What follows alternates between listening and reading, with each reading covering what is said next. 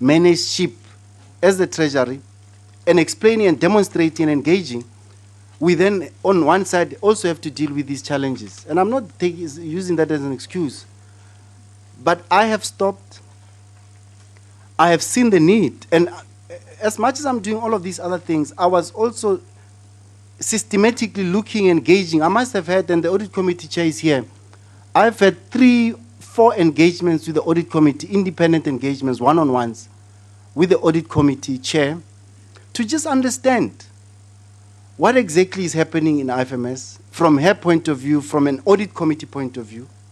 I've spoken. I have, in the treasury itself, because I didn't have enough time, I've asked 2 senior DDGs, to help me speak to individuals, everyone in the treasury who's responsible for this, to understand, so that the day I act with knowledge and information. Okay. Because it was not an easy period for me. So I have stopped IFMS payments. I'm going to be restructuring the management office chair, the PMO. The PMO, as much as about 4 weeks ago, I called the whole IFMS team. We've got 1,200 staff, as you know, and I might not claim to know all. I said to the Office of the Accountant General, I want to meet each and every person, including a PA, who works on IFMS. I met them. You will be surprised here to know that we've got only 4 people, 5 including Lindy, who works on IFMS, on a project that has spent so far 2.2 billion. Which is worrying, which is very worrying, because you have a director and 2 deputy directors and a chief director, and even in her case, she is not full-time on the job. She works 50%. She's employed as chief director, technical support services in the Accountant General's office. She shouldn't be in IFMS, because that's not her core role. An accountant by profession who should actually be supporting the work that she has to do. So I have decided, with the permission from the minister, I'm going to be restructuring the project management office of IFMS. And I'm going to be beefing it up. Okay. You see, sir, if it was your house, I don't have a problem. It's a very good process you could put up for your own house. Here we're dealing with government. This is people's money, sir. And I'm saying to you, this is what they say, your own internal audit. Now, you see, this is the hope you are saying we must sell to South Africans. It says on inadequate, non-existent financial and operating controls in that IFMS. Non-compliance to laws and regulations in that institution, right under Treasury. Now, the domestic worker that they are counting here that is supposed to be cleaning an office has got nothing to do with this. We are talking about people who are equipped, who have got skills. We say to you, sir, that we invite Treasury with hope that they are doing a good job, they themselves, and says to departments as they sit here, National Treasury, can you comment? And solely would comment with confidence. Because we then hope that Treasury is organized. Now, if such a unit of such high cost inside National Treasury in itself can even run its own books, how do you expect us to be able to talk to South Africans about it? And the money which you don't worry about continues going. Billions are being spent on a particular project that is not delivering.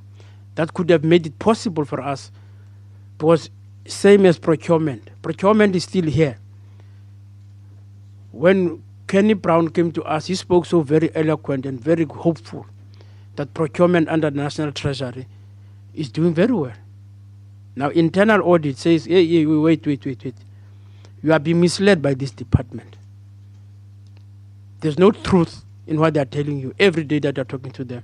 And all the correspondences that goes to different departments under your authority, putting them under pressure to improve their services. If they can see this report, they would then be asking parliamentarians, what are you doing? You put us under pressure. We take paperwork to National Treasury, even on SASA. They spend the whole time there in National Treasury. to be able to be found that they are financially prudent. And here is it internally in your own organization. You can't run a proper organization.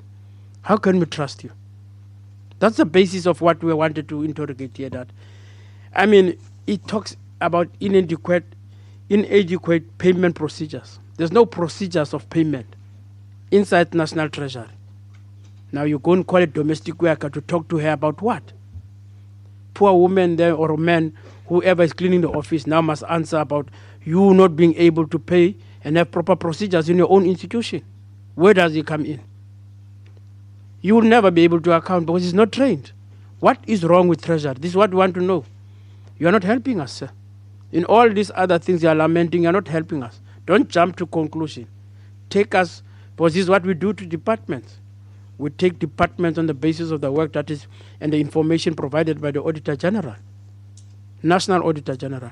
And you are already at war with it because you don't want to be seen as a qualified entity. Now you are pulling the National Treasury, the National Audit. You don't want the General Auditor to come with that finding so that parliamentarians can be exposed to the inadequacies of National Treasury. And this is what we are wanting answers from, sir. All the other things you are saying to us, the end product of when you came in 3 months. For us, you were there. You are supposed to know what has happened inside the entity itself.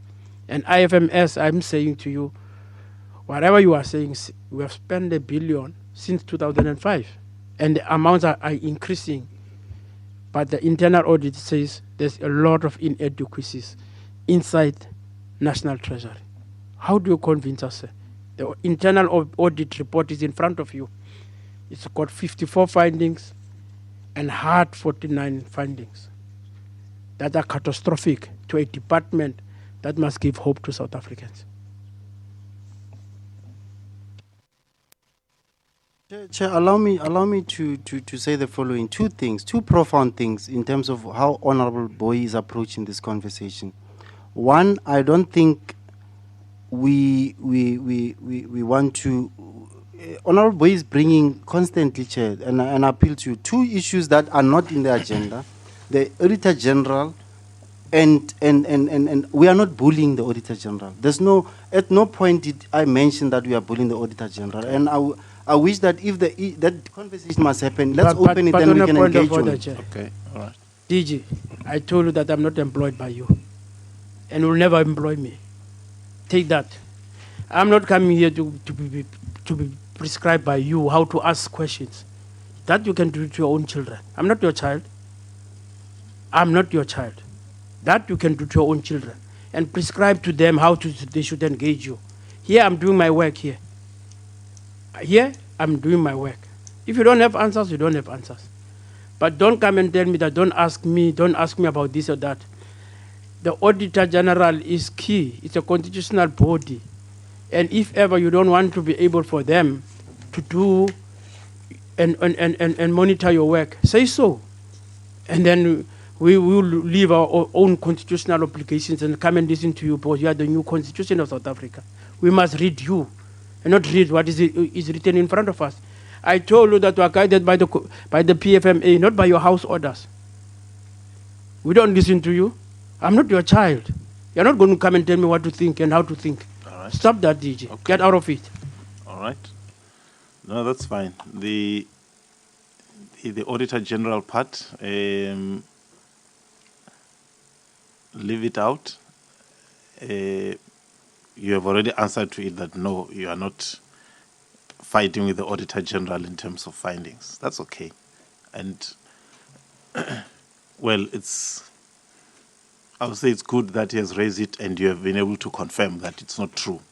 Because, as someone said, he can't unsee what he has seen. It's read in papers that there are these things. And so far, people think that is what is happening. So if that is not the case, let's leave it at that. But the issue, and I think it goes back to what I said, that our sense, we hold National Treasury very high. But if you get lapses, because what it means is that Lindy was actually not doing her work as the person assigned to oversee the project and the process. That's what it means. All those inadequacies. When departments come, you always talk about problems with project management. They're not doing this, they're not doing that. That's exactly what she did or she did not do. When he spoke about documents not being there when they are requested, in fact, on 2 occasions, they had to extend the deadline. She's the person who should be able to say, well, indeed, and I'm sure you should have asked her when you look at the findings, what happened here? Because that's the person who is the points person for you as management. And then to have said, no, on this one, no, it's not true, we gave them everything. Or, yeah, indeed, this company and that company did not give documents. Or, from our side, this is what has happened. So these are things we find in all departments, and to get them in National Treasure, unless if we're mistaken, in having a high regard for National Treasure. I think that's where it is. So I think the issue of his concerns around the findings is that your officials who are supposed to do the right, before we go to internal audit, that they've done a good job, which I agree with you.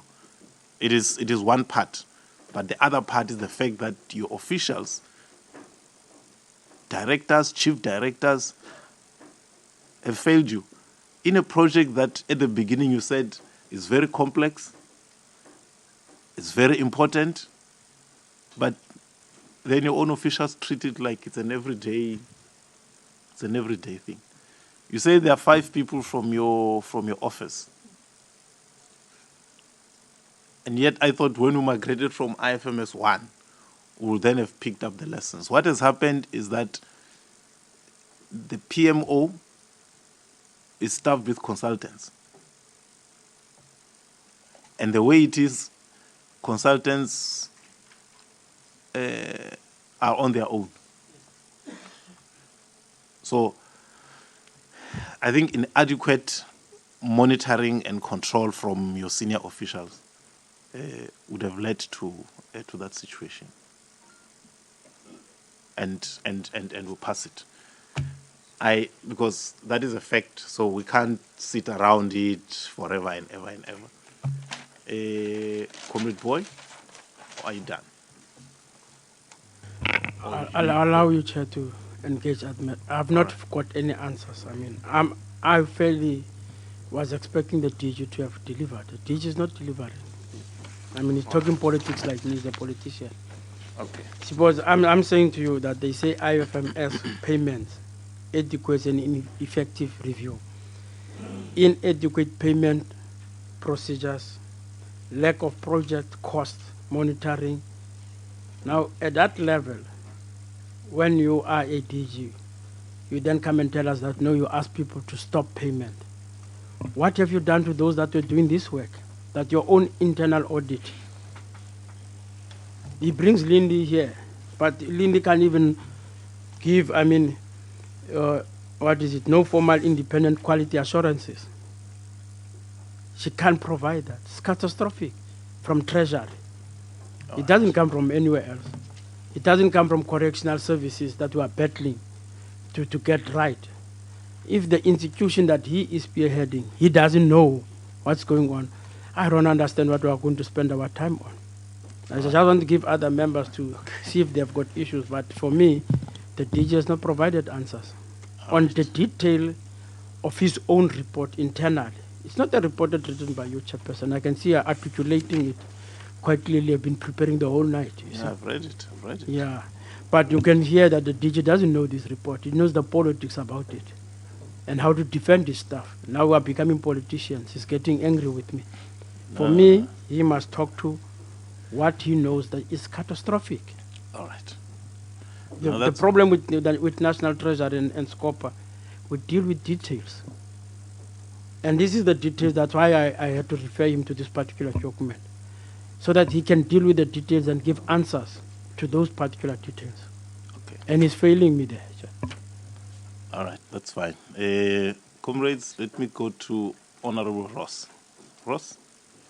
Thank you. Maybe just have 3 or 4 questions? Yes, so 3 or 4 questions. Thank you, yeah, sir. Sure. Chairperson, noting the line of questioning and the answers, I'd just like to state for the record that I agree with my colleague that I think that there's a crisis in the making, and we would like a SCOPA to be helpful to address this crisis. I think it's very important for the country, it's very important for Treasury, but it's also important for CETA and other role players to step up to the plate in solving this crisis. It is of great concern that there's a crisis, but there's also a little bit of a highlight in terms of audit report that is very functional and helpful, and I believe that is very helpful. Chairperson, if I can ask the DG, what is the current systems that you use in Treasury to affect the asset management and also to affect the payments of thousands of state employees? What are the two systems that you're currently using?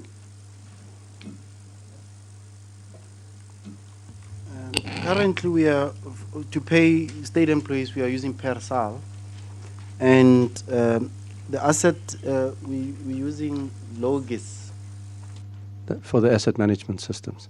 These systems, DG, has been in existence for about 40 years. It is, and you're trying to modernize the system to move to the integrated financial management system.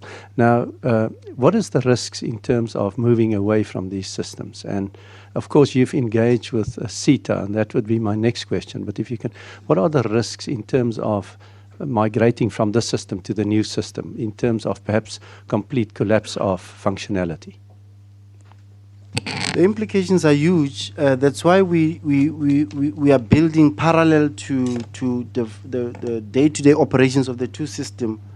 That's why IFMS is or was seen to be the solution, because we have to be comfortable that we are able to migrate without causing harm to the payment system. No, absolutely correct. I believe that is a very important point that we note the massive risk in terms of. But unfortunately, in this process of migration, it is of concern to the committee that R1 billion has been misspent to a certain extent. But we'll come to that just a bit later. But just in terms of the different key program stakeholders, the Department of Public Service and Administration, and we've seen several ministers over a period of time, and we've also seen the role of CETA.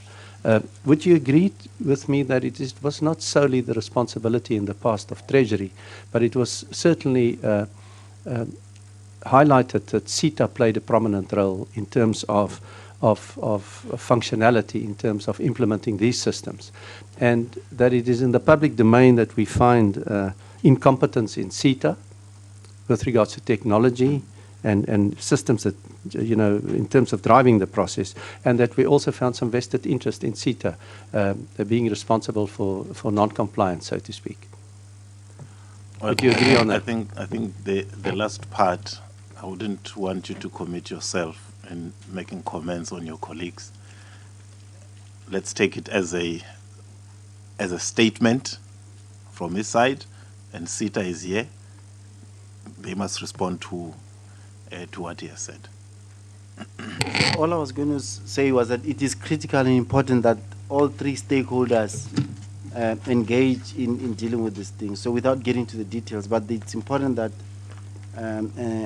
both CETA ourselves and DPSA are critical in the implementation of this system. So whether that's working efficiently or not is another thing. So to summarize, that you accept joint responsibility with CETA and the DPSA?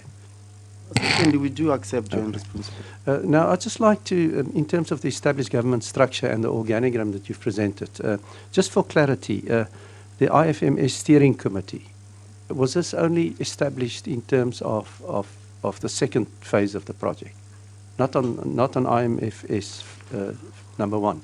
Was there a steering committee previously responsible for taking these decisions? To the knowledge I'm having, and colleagues are here, they can correct if I'm mistaken, my understanding was that the steering committee as we have it now was for IFMS 2. Yes. Yeah, I think the question is, did you have it on IFMS 1? Did you have a steering committee? I wouldn't know, but I don't think so. The colleagues are suggesting that no, we did not have a project steering committee in this current form in IFMS 1. We did not. Just in terms of proper coordination, I would imagine that would have been important in IFMS 1. But congratulations, at least there's a steering committee. But now I would like to get to the bottom of the steering committee, just to go a little bit deeper into it. In terms of the risk assessment within the steering committee, I think that would be very important. To establish the risk, whether this can fly or not, what can we do, what are the technical shortages. And I think there was a decision taken that you go to the World Bank and also Ernst & Young, which I think I will support, because you're looking for competence to help establish and to help the migration. Now, in terms of the risk committee, how functional is your risk committee, and what were the risks that the risk committee alluded you to? I just want to find out, is it risk committee or steering committee? Look, in the organogram, you have the IFMS program committee. On the right, there's a risk committee, and then the audit committee. Is the risk committee the audit committee, or is it a separate committee?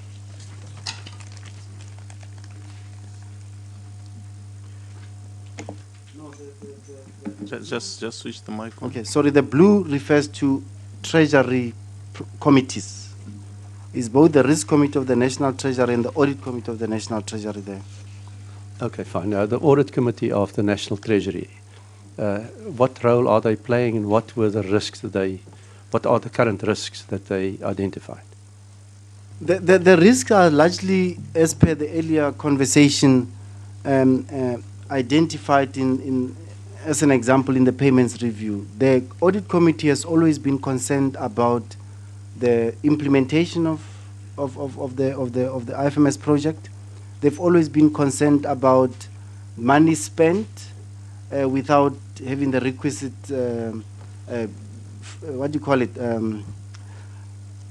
progress that can be demonstrated through, as an example, having spent $1 billion or $2 billion. So that would have been the interest of the audit committee, to a point where the internal audit report highlighted or vindicated what they would have seen as suspicions that this project might be having challenges in it. So I think through that they were able then to pick up, because their interest has always been on the implementation of the project.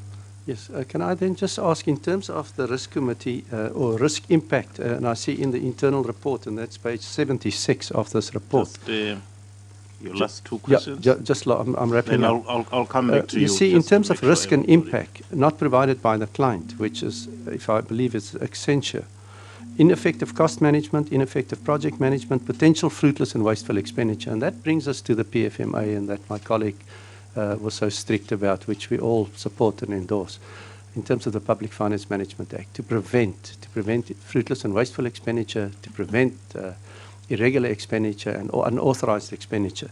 Now, in terms of this specific page in your internal audit report, ineffective cost management, ineffective project management, and potential fruitless and wasteful expenditure, what would your views be in terms of this? Can it be addressed? We've seen, is it in your view that R1 billion rand in this instance, could perhaps be classified as fruitless and wasteful? Because we clearly see, if you look just below in the page, the report indicates, in addition, management should perform a value for money assessment.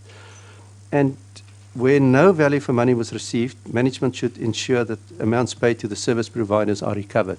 Do you have any plans in terms of a recovery plan from service providers where there was money paid, where there was absolutely no value for money?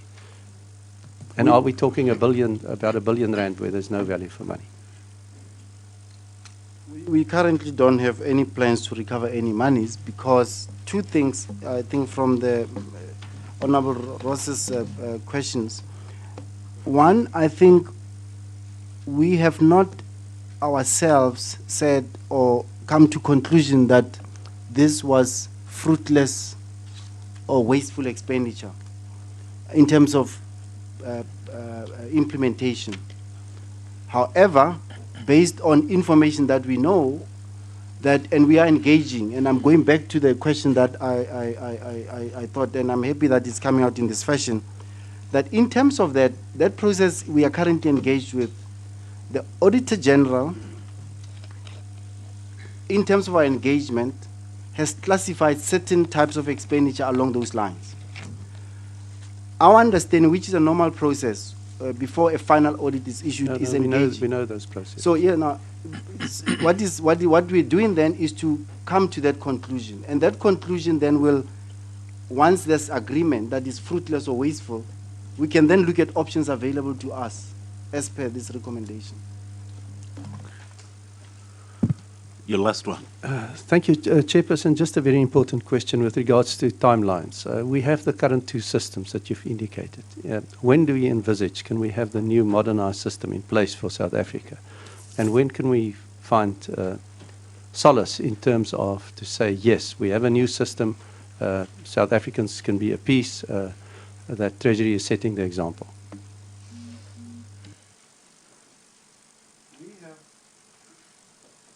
We have slide 25 in terms of the implementation approach and timelines.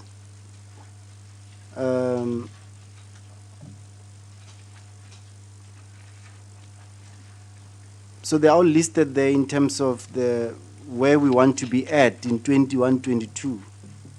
But I must caution and quickly caution based on experiences, because I don't want to come back here and say, DG, you said you will be done and dusted in 2021. There could obviously be challenges along the way that are anticipated, and we obviously have to deal with that as and when. But this is currently what is in place, and we want to achieve all of this rollout by 21-22, financial year 21-22. All right. Professor, 3-4 questions. Thank you, Chair.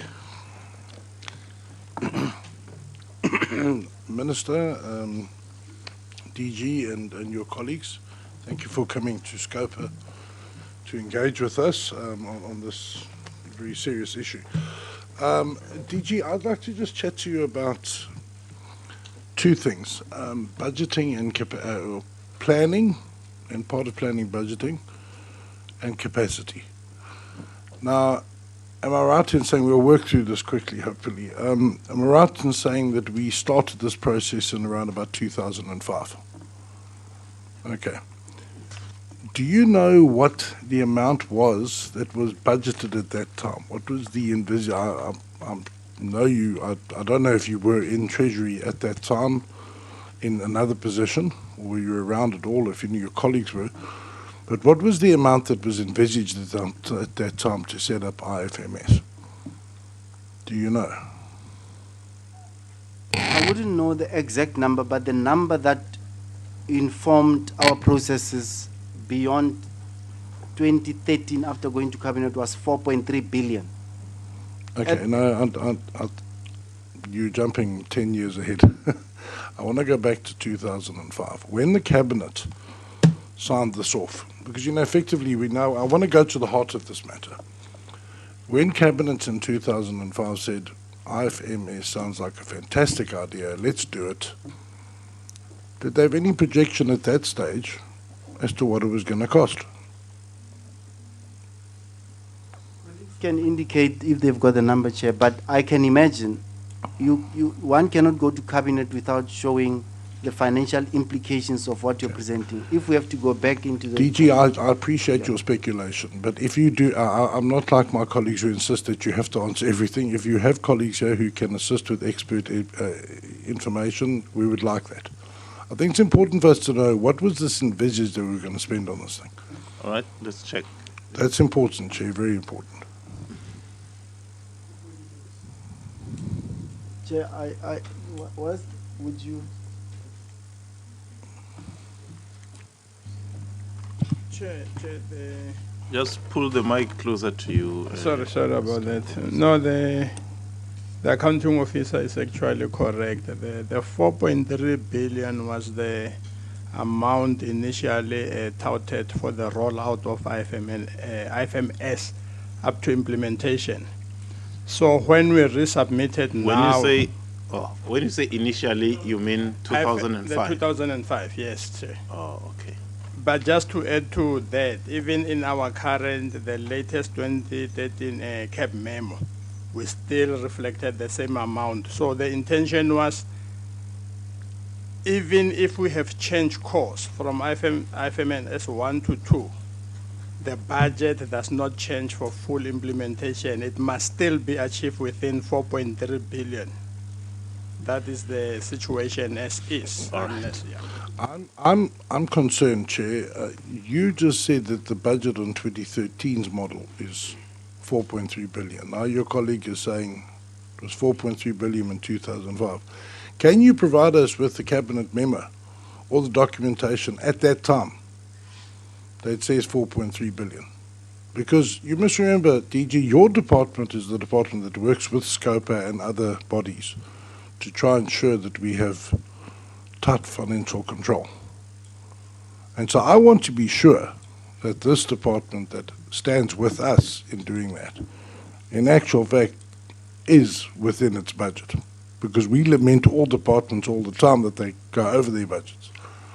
So do you have, and I'm sorry that I'm less trusting, but do you have the document at that time that says that's the amount we're looking at? Chair, one will have to check in terms of existing cabinet protocols and regulatory environment if we are able to provide that cabinet memo to the members' request. We can double check that. I'm not sure, but I'm saying if by 2013, based on the cap memo of 2013, or based on the going to cabinet, we went to cabinet with a 4.3 billion number, and I'm comfortable now that my colleagues have assisted that it is the same number that we said in 2005, and we only went back to cabinet. We said we will remain within the 4.3 billion budget. Okay. Chair, I'd just like the committee to request that document, because that's going to be telling along the line. Now, okay, so I thought you would be interested in. I am very interested, but if they don't have the information, I don't want to argue for half an hour about it. I'd like to see that document. No. I know our ministers are jittery about that sort of thing at the moment. But I think if you're spending R1 billion of public financing, it's no longer a secret. No, I'm referring to something completely different. Okay, that thanks. if in 2005 the budget was 4.3 and they've already used R1 billion, and then in 2013 they say it's 4.3, Yeah. so it Okay. means, yeah, just that arithmetics. No, thank you, Chair. That's a very good point. I was going to get there eventually, Okay. but thank you for highlighting it now, Chair, because it's very valid. So, we have a situation where we spent just over R1 billion, is that correct so far? Okay, and we discovered that we had a system that doesn't work. Can I ask, is there anybody in the room that was involved in the planning in 2005? Because clearly your planning ability has failed woefully. A lot of my family are involved in construction, and they always say when you're building something, even if it's the simplest thing, assess the job. Then they say think it through. In other words, if you want to build a wall, you see how many bricks it's going to take, how much cement it's going to take. You bring in experts if you're not a builder yourself, and you plan the thing out properly. And then you shouldn't have a wall that should cost R1,000 that suddenly costs 50,000 rand.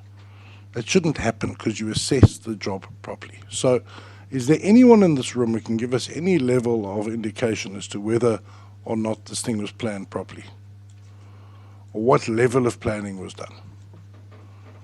Yes or no, DG? Is there anybody here who can help us? I don't know, to the best of my knowledge, there's nobody who was involved directly with the project in 2005 in the room. Okay. DG, would you concede? I'm trying to get my head around, if you decide that you're going to spend in 2005 4.3 billion rand worth of funds, public funds, obviously that's going to involve complexity. How is it that in your timeline here, let's just find that again.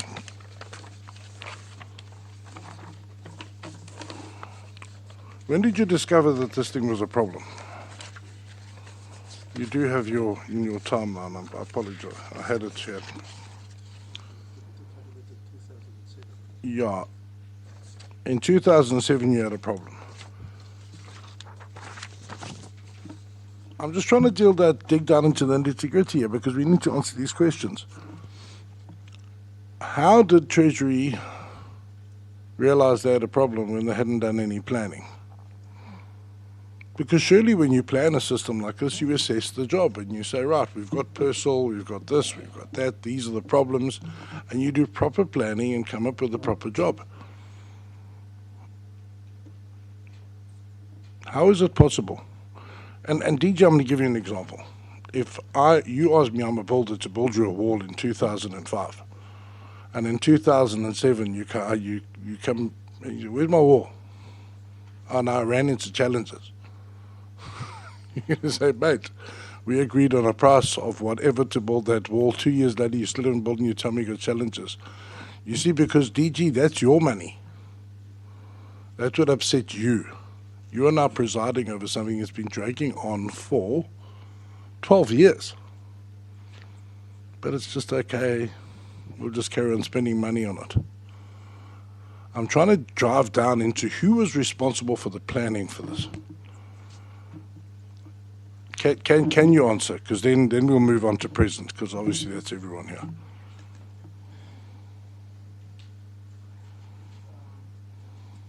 Chair, through you, it's difficult to just zoom in exactly in terms of how honourable member would like us to respond, but because I can't get exactly the question properly.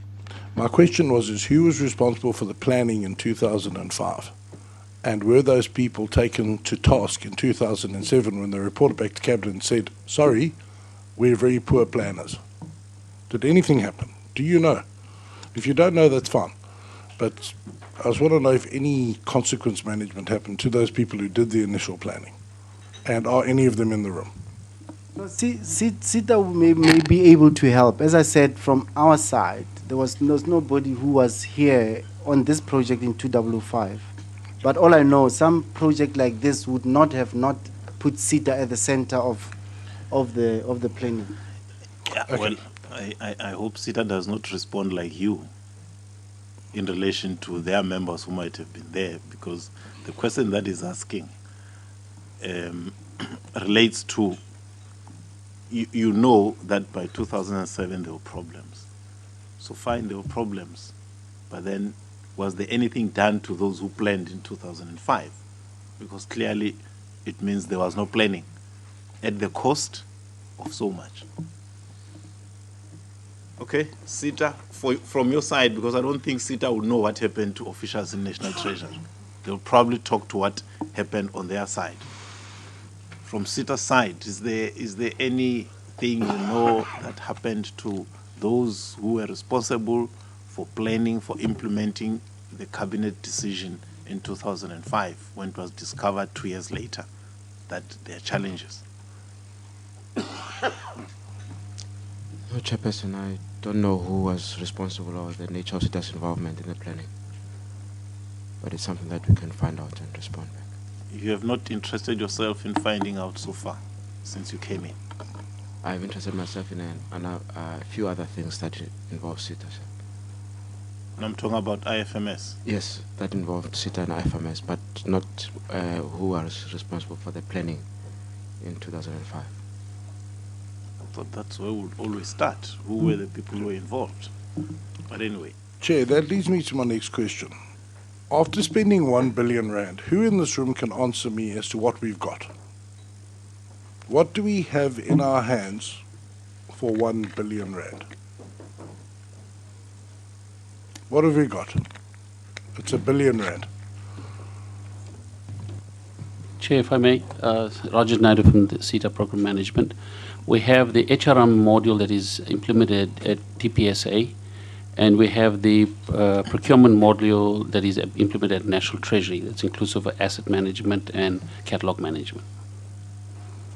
Okay, when was the last money spent on this? In terms of development, How long has it been lying dormant? It's been currently used as maintenance and support on that applications. So it's currently in play? Yes. All right. Okay, now the 3.3 billion rand that was agreed in, okay, the 4.3 agreed in 2005, you spent 1 billion so far.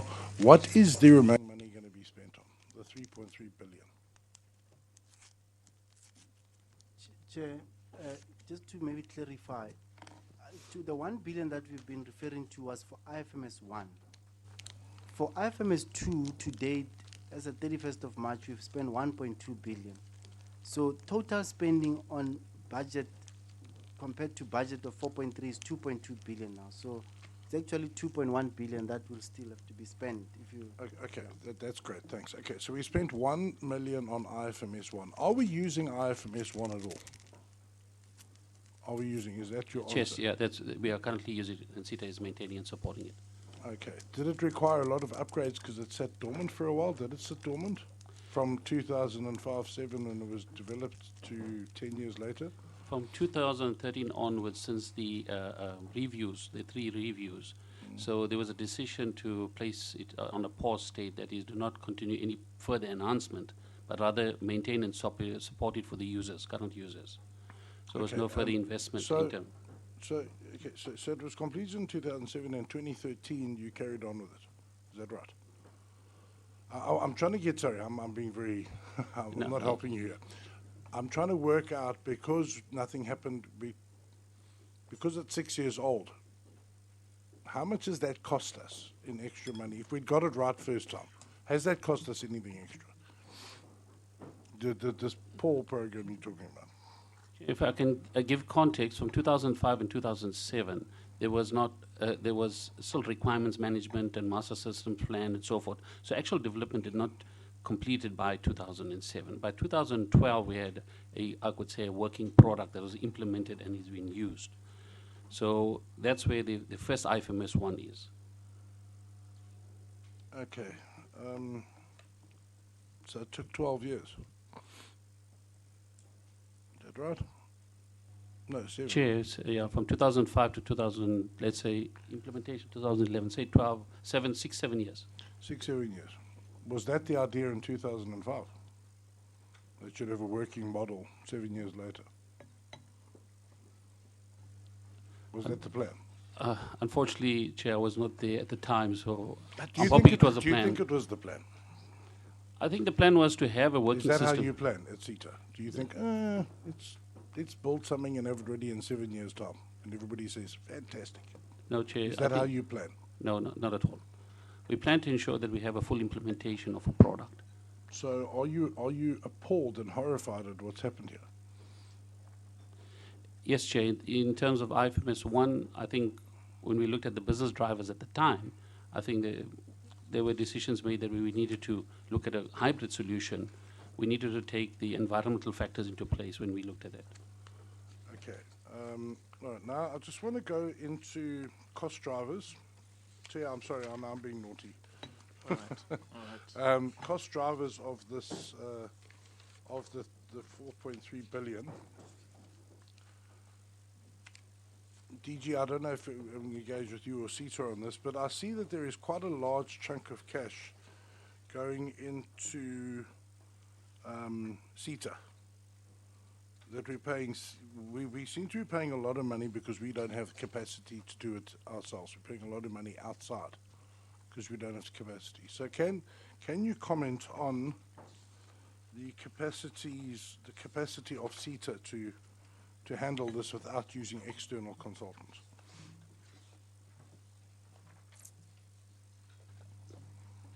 Chair, what slide are you looking at, sir? I'm trying to find it, but I do remember it. There was a breakdown of the 4.3 billion.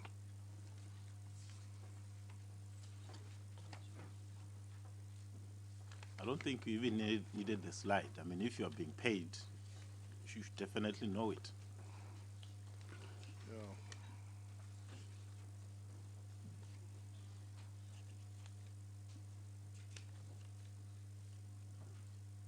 And I think the question is more about the capacity of CETA to provide services without relying on external service providers. So the slide is irrelevant. Chair, for CETA to have full-time capacity on a program of this nature, it takes, it's quite a difficult task in terms of having permanent members doing things. A program is normally where we bring people to do pieces of job and we release them of the obligation.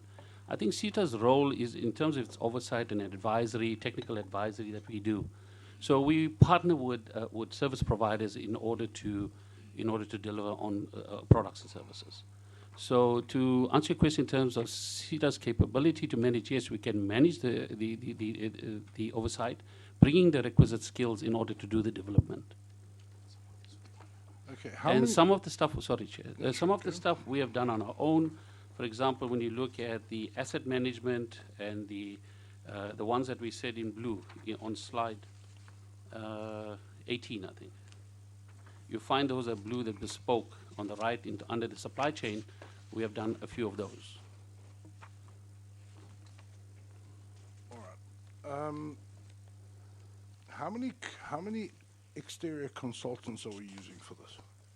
Are we ever going to get to the point where we have a SETA that has enough in-house, in-government IT personnel that have the right capacity to design this sort of architecture and put it together?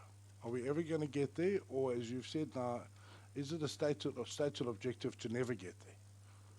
We'll always, for time immemorial, make sure we use consultants.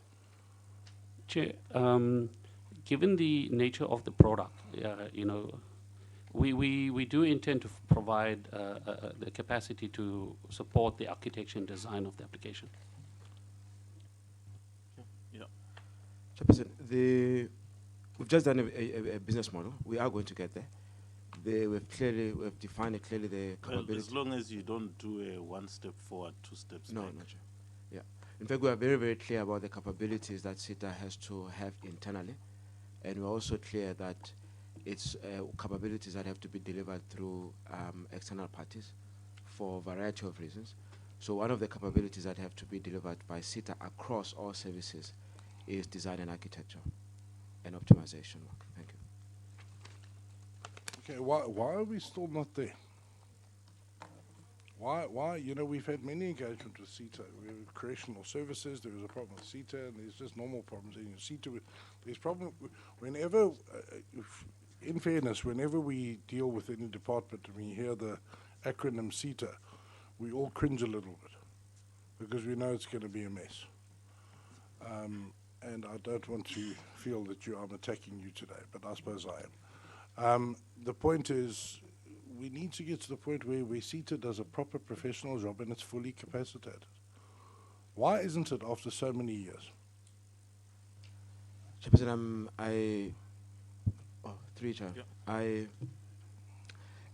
it's a design issue. I mean, it could have been better. The resources of SETA right now, about 60% of two-thirds of financial resources and human resources for maintenance of work and systems, and less than 5% and less than 10% respectively of the financial resources and human resources are for development. That's what has been happening throughout. And our intention right now is to change that and put more resources on development and creation of new value. I'm not sure what would have happened in over the period of SETA's existence to get to that point, but that's the reality. Well, you should right now. know. I mean, you are the CEO. You don't become CEO and you don't look back to understand what was happening in the institution. You're just looking forward. I mean, really. Okay. So I've done the data analysis.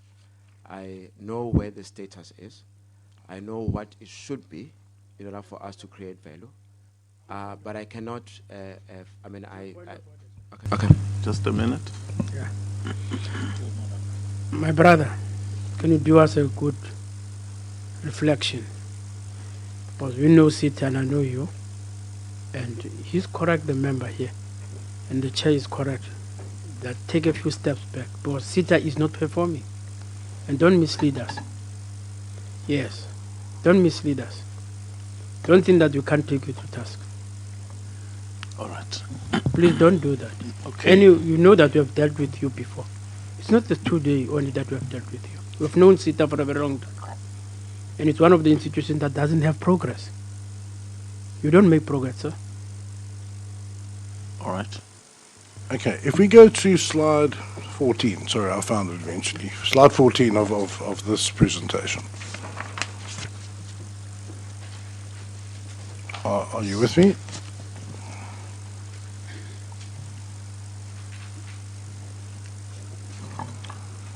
And this comes down to the point I'm trying to make.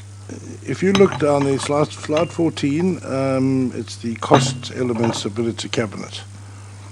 Professional services, 1.2 billion. So we're spending 1.2 billion. Am I right that that's consultants? Persons outside of the department, outside of SITA.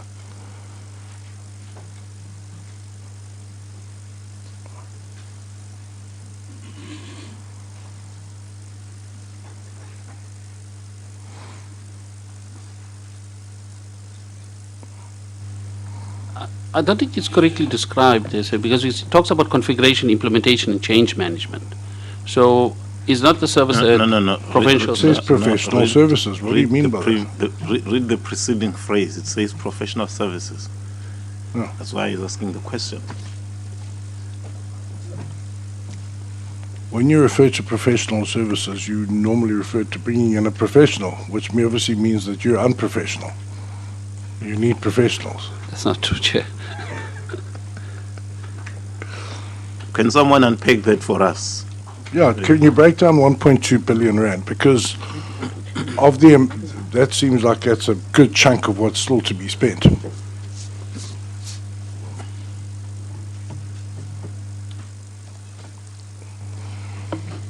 Thank you, Chair. The figures in this table, we derived it from a model. So the 1.2 billion was set aside for what we call a system implementer. So this is a professional services or No, that's fine. But service who, provider. No, that's fine. But what is professional services? Who are they? Is it SITA? Is it yourselves? Is it some consultants? It will be what we had estimated at the time. We would use consultants to assist us in Right, that's configuring fine. the solution. Whatever you're going to use them, it's consultants. That's It's what we want. consultants. Yeah, that's it. Thanks. Thank you for the answer finally. So why, this comes back to what I was talking about. Why do we have to use consultants to the tune of 1.2 billion rand? That is a massive amount of money. How much have we spent so far on consultants to help SITA do their work?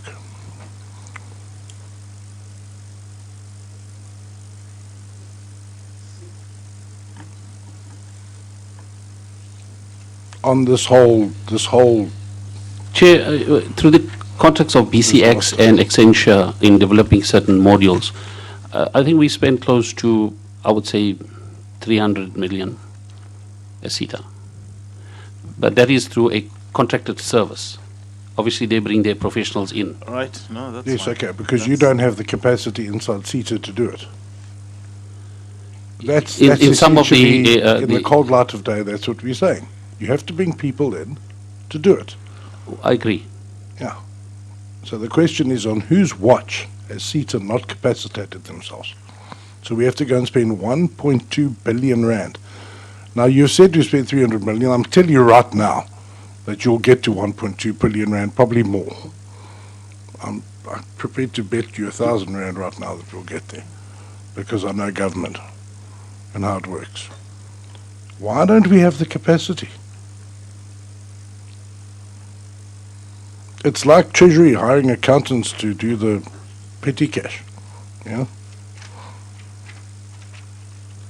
Chair, when I look at this slide, I look at it as these are cost elements as submitted. No. That's not the question. The question is, why do we not have capacity? Full stop. It's not. Acknowledged, Chair. Chair, when we manage projects, my understanding is that this is a temporary organization, which means we bring people to do a piece of job and we release them of that obligation. to have permanent people sitting within CETA to do all this work, I don't think it is a prudent way to do things. Our idea, I believe, when managing programs, is to insource the people in order to boost CETA's capacity in order to deliver. So for CETA not having these capacity, the people sitting in-house, I don't think it's a prudent way to go. So we bring the people for a piece of job when we require them, get them to do the job, and we release them. That's how we capacitate the organization. Okay, so effectively what you're saying to me is that if you started now, all right, so today is 2017, and I think the projected models DG is up to 2021, right? So you're telling me that if you were to bring people in to work in the department at a monthly salary, that between now and 2021 it would cost you 1.2 billion rand. There is no ways your salary bill is going to be 1.2 billion rand in 4 years, or even in the entire life of this project, 12 years.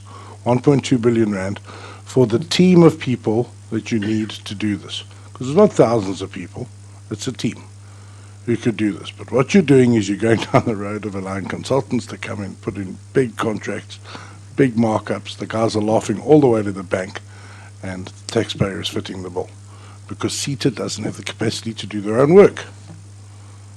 Can you answer that? Do you really think that you would spend 1.2 billion rand on the team that you would need to develop the architecture for this properly? And if you are, I'd like to know what you're going to be paying those RT folks to come and do that work.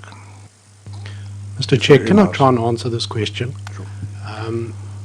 Well, I would actually have expected management, the leaders of CETA, to do so now. But I'm interested in hearing what you have to say. I'm just saying that it is odd because these are the people who lead the institution and are accountable, for its work. But let's hear your views. Mr. Chair, I think the analogy of the building contract was a very good analogy. I think building a project of this nature is no different to building a building. And during the phases of the building, you need different subbies, whether it's a plasterer, whether it's a joiner, whether it's a tiler. A project of this nature needs the same kind of expertise. You'll need a software engineer for a period of time. You need an implementer for a period of time. A, there's a shortage of this kind of skill in the country. B, if we try and hire them, we're going to land up with a overhead in the future that we don't need. And thirdly, we will be able to empower small SMEs and smaller companies to fulfill smaller roles within the project that will solve the bigger picture as we go through the project. So I think a project of this nature, it would be irresponsible, to be honest, to employ all these skills internally, because at the end of the day, we're going to sit with big retrenchment costs and unnecessary skills. And finally, the biggest problem is the skills aren't all available in the open market, and I think that's one of the reasons why we use small skilled boutique software houses to do different functions within this project. All right. Okay, thank you for that. And I fully get what you're saying about building. You've heard of a fixed-term contract. You don't have to employ people permanently. You can go into a fixed-term contract. And then also, is Oracle a small boutique company? 3R Technologies, are they a small boutique? And who was the other bidder? I can't remember. Their name eludes me. They put an objection in. Accenture. Are they small boutique little companies? If you're referring to helping SMMEs, then can you just tell me which small companies have benefited out of this particular deal of this amount that was awarded to Oracle in 2016? Which small startup businesses, little champions of the small man, have been helped? My understanding is the actual software licenses is Oracle, but when we come to the implementation, and this is where been my understanding going forward, that contract has not been signed yet, and that will be the SMEs and other companies that will fulfill those roles. But the core software you have to buy from the vendor. But the only contract that has been awarded in my understanding from the audit committee, is the actual vendor license agreement. Well, I thought you'll take advantage of that to just venture into some startup companies that have benefited in other projects. But anyway.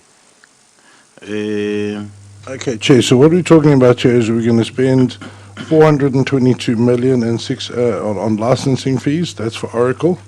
And then annual license maintenance fee is 630. I suppose that's Oracle as well. So that's R1 billion. Okay. All right, so R1 billion with one company. I hope they've got a lot of implementing agents. So is the 1.2 billion rand going to be spent with the small businesses? Is that okay? And can you and now right now? So now you've told us that already you've started work on this thing. Can you give us a list of all the small businesses that you've used? Chair, at the moment we are entering into phase 2. We have just bought the software, so we are installing the software, and we also looking at architecture and design. Now, what I want to know is where's the list of the plumbers, the tilers, the joiners, the carpenters, the kitchen fitting guys, all those tradesmen in our analogy, those small businesses that are paying the school fees for kids? We haven't gotten to them as yet. So your previous answer that yes is incorrect. In terms of the small SMEs, I agree, Chair. All right, then we have a small little item of sundries for 81 million rand. That's quite a chunky amount for sundries. What is that, tea and coffee? Who put that together? I think we're back to you, DG. Sundries is a very dangerous line item because it could be anything. You could actually just cash out sundries and write slush fund. So what has that been spent on, the sundries of 81 million rand? I understand from Linda it's an estimate. Do we know where we are on that, on sundries? Thanks, Chair. It is an estimate, as we indicated earlier, but as we indicated there, for an example, audit fees could come from the training, but we have, because we've got spend against it, both for IFMS 1 and IFMS 2, Chair, at the appropriate time we can give you the details of what exactly we spend that money on. Right. Okay. Then finally, Sita, what are you charging Treasury for under operating expenses and hosting expenses? That's a total of about R500 million. What are you charging them for? What are you actually doing for them? Hosting is if we're paying all this other money to professional services and to outside people and small mom and pop businesses, what are you doing? We are hosting, which is a server infrastructure, which I must say is already live in Maritzburg. I'm hosting the software already, and the operating expenses is the cost of personnel, which are SITA employees that are currently running that environment right now. So you're renting the hosting space? No, it's our equipment. No, I know, but you're renting it to the department? Yes, we're providing a hosting service to them. Okay, I suppose that's right from an accounting point of view, but I don't know why interdepartmentally we're not assisting each other and actually having costs. I understand between businesses, but all right. Chair, I'm going to wind up. I've been very naughty. But you've obviously allowed me, but you are a generous chair. DG, please don't be so coy about when you're going to be finished with this and what it's going to cost. You are a man of great importance to our country. We need you to commit and say it's going to be ready then and it's going to cost so much. Because it's quite easy to say, well, it'll be finished sometimes and we'll see what it costs. We don't expect somebody of your importance, sir, to be so wishy-washy. Can you commit, please? Can you give us a commitment today that you're going to ride this violent wild horse and keep it on track and make sure that it comes in on budget or, if possible, under budget? Can you give us a commitment? Thank you, Chair. Chair, the commitment I think I can make to the committee is that we will ensure that we stretch the rent within this budget. in terms of getting value for money, one, and two, making sure that every cent that's spent can be accounted for, and that we should stick to time frames. And that's all I can commit for. And if need be, along the way, if I don't meet those commitments, Chair, we will inform the committee that we are having challenges here and there. But the commitment I'm making, I think, is saying that in terms of the custodians of public resource and public money, we will ensure that value for money, there's value for money in this project, and we'll ensure that we meet the deadlines, because delay can only cost more and can only not address the issues that Honorable Boy talked about around, dealing with corruption, because this essentially is attempting to bring the whole accounting, because the legal systems don't give you that integrated view of what you're spending money on. All right. Thank you very much. Comrade Kekan. No, thanks, Chair. Chair, there was acknowledgement that is from the DG earlier on that there were irregularities in the project. And he indicated to us that through the recommendations from the audit committee, they commissioned an audit committee. That is a forensic investigation. Now, in slide 38, I would look at bullet number 1, 2, 3, 5. You are saying the initial advert on the company that was supposed to, or that did the forensic audit, was advertised at 820, and it was subsequently changed to 8020, sorry, and it was subsequently changed to 9010. Or what were the reasons? Can I, because the project, the forensic project was an audit committee project. It was not the national, sort of the management process. Can I request the audit committee, internal audit, or the audit committee chair to respond to that, with your permission? Thank you very much, DG. I think it was a scoping issue, because when we were busy with the process, it was recognized that the extent of the investigation and the amount of work that had to be done was quite sufficient. So hence the adjustment that needed us to move into the 9010 space. Was quite sufficient. What does that mean? The scope of the work was quite sufficient.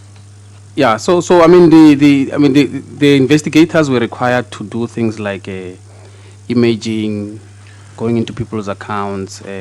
So even in the analysis that supply chain had then suggested to us, they then mentioned that, look, it would not possibly work with the 80-20. We needed to move it into a 90-10 space so that you allow them to expand. In the initial planning, that was not taken into consideration. No, obviously, I mean, it was, but it was obviously also based on suggestions and support that we got from supply chain that made us change the scope. And do we have the forensic report? No, Chairperson, we do not have a forensic report. I mean, there is an indication on the last slide. There was a bullet that the DG was making reference to that talks about the challenges we had with this specific service provider, to the extent that initially the decision from the audit committee was that contractual obligation had to be terminated. What are challenges? I mean, you're using this word challenges a lot, and it does not tell us anything. Yeah, so if I were to break it down, basically there were issues of performance, Chairperson. So the service provider in Who is the service provider? This was Deloitte. Deloitte Forensic was the service provider. Yeah, so the chairperson of the audit committee wants to be the one to respond, so let me give her that opportunity. Thank you, Chair. Through you. Deloitte was appointed as a service provider, and during the process, there was issues with their ethical conduct, which we identified around the 2nd of March 2017. What is ethical conduct? Please, There was don't make correspondence. pregnant Sorry, Chair. statements. Break them down so that we know we can have details. Sorry, Chair. On the 2nd of March, one of the senior officials from Deloitte wrote an email to the DDG Corporate Services requesting some assurance in terms of future work. And basically the email was saying that given the work that they are currently executing, can Treasury give them guarantees or assurance that that will not hamper their future engagement in the project? As the committee, when I got that correspondence, we engaged on it, and we then took a view that they have breached their objectivity, and therefore reliance on their work cannot be trusted. That was the primary reason why, as the committee, we took a decision to terminate Deloitte's appointment. Subsequent to that process, we obviously had to engage in a settlement with them. And upon executing that process, we had to consider their final draft report, which was submitted to us on the 20th of March. And as at that time, I must indicate, Chair, that it was a time already after the correspondence that breached their objectivity. So in considering the report, the main objective was mainly to determine how much of the work that they have done they ought to be paid for. And in doing that, the committee, in assessing the work based on the scope, it was found that the work that they did and the report that was submitted was rendered inadmissible. And as a result, there is no report, and that's the reason why we have said to the committee that there is no report from the Deloitte's investigation. No, thanks. You are saying you discovered that the report was inadmissible, but there was a settlement, and you paid them, that is, some money, or they were not paid anything. Can I clarify? Obviously, when you terminate a contract, work you take into consideration the fact that work was undertaken. And we knew at the time that one of the offerings on the table from their side is for them to be compensated for the work that they have already done. So that's the process that we looked at. So given the conclusion of the assessment of the committee, we then concluded that they are not actually eligible for any payment. So no payment was actually effected to them. Thanks. No, Chair, if that is the case, then thanks. So, was there a response from the DDG who had been sent the correspondence from Deloitte? Chair, I must actually compliment the DDG for the high moral ground that he displayed. Upon receiving that correspondence, he basically forwarded that to the respective stakeholders, one being internal audit, and the other one being the project team itself. Okay. And that's how I got to know about the correspondence. Thanks very much. Comrade Chula? Chairperson, thank you very much for the opportunity. Not that I have many questions. I think I just have to have a follow-up on the catastrophic risk findings which were made. In slide 30, there were about 49 of them, of which 5 of them were regarded as very high risk rating. I just wanted to find out from the DG in terms of moving from the IMFS 1 into the IMFS 2, in terms of these 5 high risking rating. How are you going to deal with these issues which were raised in terms of these findings? Because for me, Chairperson, I think they are very much important moving forward in terms of wanting to implement this project. You've got to take them into cognizance. Thank you. Okay. Yes, DG. Thank you, Chair. Chair, I must mention that these are for IFMS 2 related findings. And in particular, they were for that payment review period that is under review. So we are mentioning and noting that management has taken note of these. And if you look at slide 39, there's a bullet 3. Management had in their revised comments accepted majority of the internal audit findings, and at the time we had already begun implementing all of the IA internal audit recommendations as reported. And demonstration of such actions are from slide 30 onwards right through to slide 36.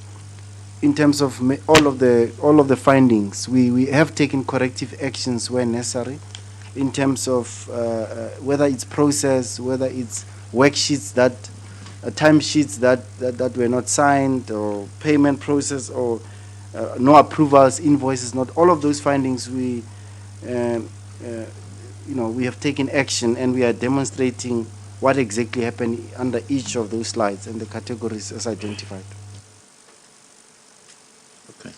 Thank you, Chairperson. Just to follow up as well on the project that has not really been successful, to say, just to check with you, DG, as the accounting officer, if there's any disciplinary measures that has been taken against any officials, any disciplinary measures, and if you have, who's that particular person? Thank you for the question, Honourable Member. We have not taken any disciplinary measures as yet. I'm bracketing as yet, because two processes, as I indicated earlier, are unfolding. One, and I gave the reasons earlier on of time and the period, and wanting to satisfy myself that the action that I'll be taking will be an appropriate one. There is an internal process over and above what the internal audit committee picked up. I had to satisfy myself and appointed 2 senior DDGs who will have interviewed each and every one who one way or the other would have been related. That's one process. And secondly, the one was awaiting, and it's unfortunate that the process now for the forensic audit is going to be a while before we get the results. But with the actions and the report, draft report that I got from the 2-person DDG team, one is comfortable and ready to can act. That's why I think my last bullet that I included this morning, to say, then I've got full authority and a fuller picture of what kind of reorganization. What kind of reorganization will I do or will I make on the IFMS project itself? That involves a wide ranging of issues, including what I said earlier when I was responding to Honorable Boy, that we, for instance, there is a process now, because I said there are challenges as even now as we implement IFMS, and that essentially just made me stop the payment. There's pointers that then justify the actions that we have to take on key individuals, on that will help us rectify the processes, that will help us, and as I said, indicate, reorganize the project management office. So there is evidence now that will give me the authority to act in a way that I think will be appropriate, in line with recognizing that this program has got challenges, recognizing also that even the Auditor General, in terms of draft audit findings, has identified some of the challenges that really give me justification for me to can act. All right. Okay. Thank you for that response, DG. But maybe just want to add that maybe the DG will keep us informed in terms of that process. Chairperson, I think my last follow-up question will be to SITA. Chair, I just need to be assisted. Maybe I don't understand it correctly. Chair, I just want to get the role of SITA in terms of project management with this whole project, or in terms of your oversight. To me, sir, Chairperson, sitting here, I feel like SITA didn't do a proper oversight. So I just need to be convinced some more so that I understand what was your role. Because I think when I do the calculations, I think SITA spent almost like 280 million on IFMS 1, and which the whole project really, since it has been stopped, for me it doesn't seem like there was value for money. So convince me. Thank you, Chair.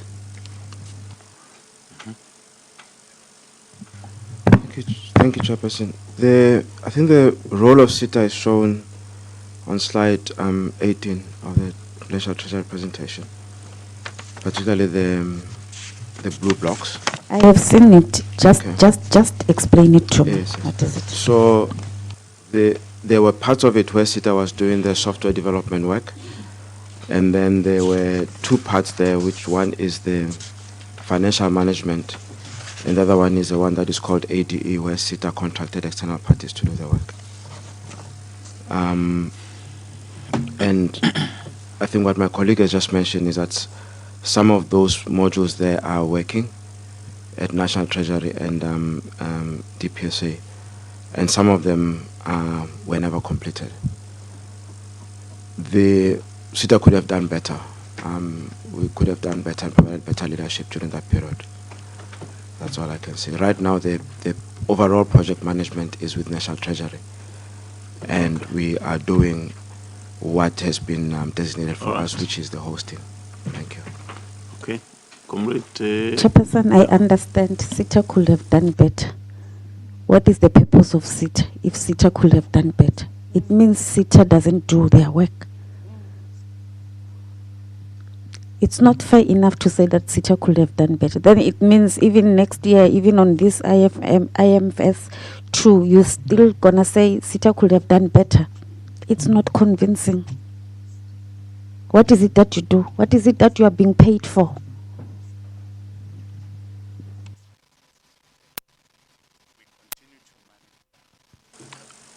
Chair, maybe they might not respond. Yeah. Maybe they might not respond. No, I hear you. No, it's fine, CEO. I think she's merely expressing a disappointment. You see, because to merely say SITA could have done better does not give us comfort. Doesn't give us comfort. Doesn't change anything. Did I see your hand up, Comrade Kuno? Yes. Thank you, Chairperson. Chairperson, I must say that I am disappointed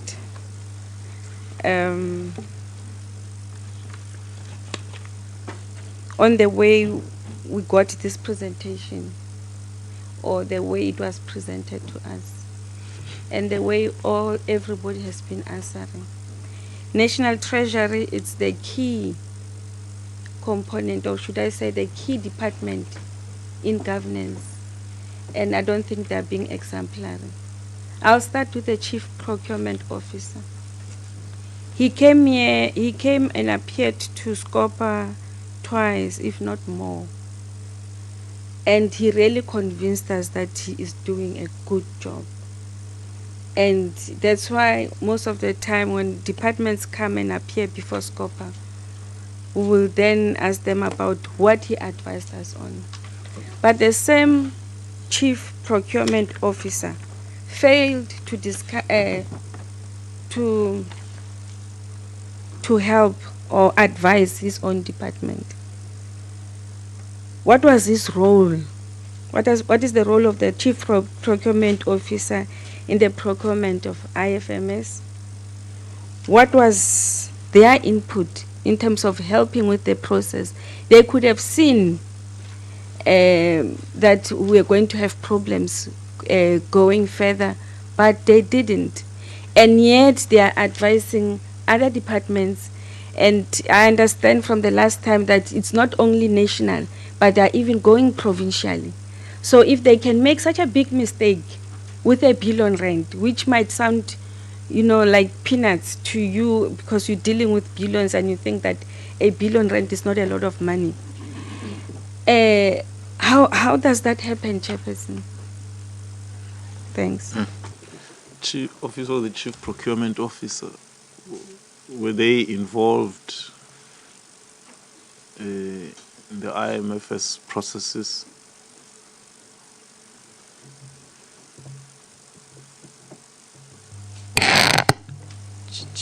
Chair, in terms of the process, they would not have been involved in procuring services because it is the treasury that will procure, and its own internal supply chain processes that will have procured all the services. I think what she wants to find out is, was there any role they played, any advisory, any monitoring role?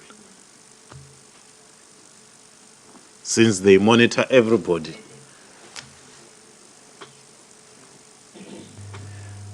Chair, not to the best of my knowledge, no. But what I also did as part of the investigation that satisfies me, I have requested that they should go into each and every payment of the payments that were made to check. One was to check the procurement of, the process that National Treasury undertook to secure all your BITS technologies, Apex, everyone. They are doing that work for me. Secondly, I've asked them now to check from where they sit, where this payment legitimate or not.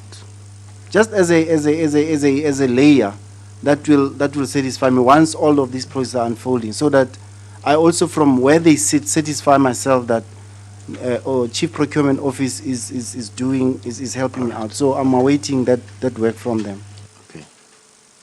Chairperson, the Chief Procurement Officer has got standards and procedures on how they deal with different projects. The example that I forgot his name. Kenny Brown. He made an example of a service provider and a government doing the same thing. For instance, if a service provider wants to build a building, they can be charged 2 million rands. But when it comes to government, for the same things, same space, they will charge almost 2 billion rands. He was making that example.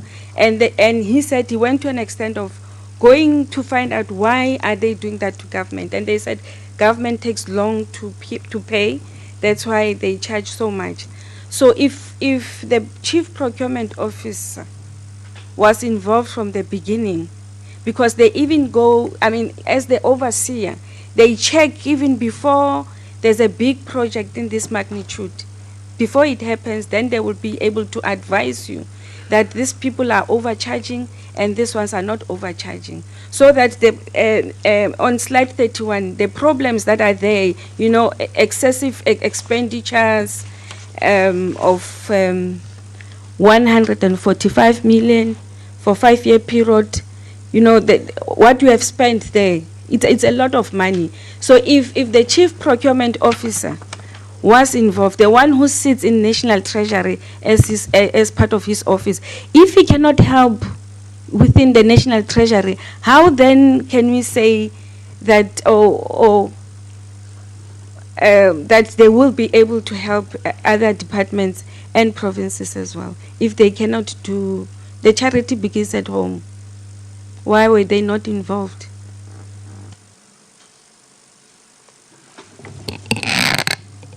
Chair, I take the honourable member's point that they should have been involved, and I also take guidance from her that the scope that I've asked them to do work on should be a bit expanded a little bit in terms of going into this project, as much as it's after the fact. But we can then at an appropriate time make that information available once they are complete with their work on this project, so that we can help me further how to strengthen the project moving forward and its implementation.